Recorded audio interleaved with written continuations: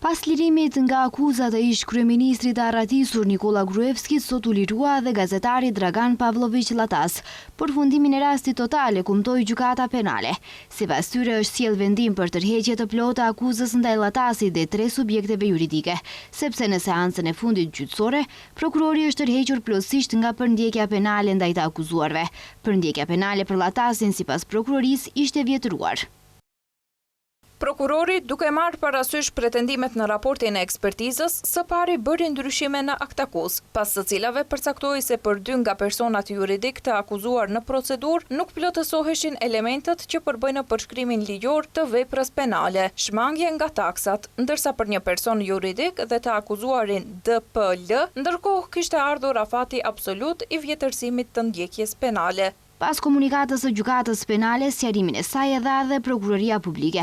Ata thonë se me super ekspertizën e re që është bërë me urdhër të gjykatës penale, ekspertët konfirmuan se situata faktike e paraqitur në akt akuz ka ndryshuar. Sipas ekspertizës, shuma e evazionit fiskal u zvogëlua nga e konsiderueshme në më të madhe dhe në përputhje me rrethanat nuk i plotësonte elementet e veprës penale sipas paragrafit 2. Domethënë, duhej të riklasifikohej sipas paragrafit 1 të nenit 279, evazioni fiskal.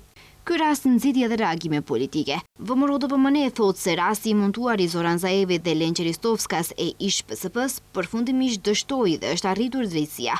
LSM opozitare ka reaguar duke thënë se pas Gruevskit është liruar edhe Llatasi dhe kjo sipas tyre është provë qartë se Mickoski udhëheq me prokurorin.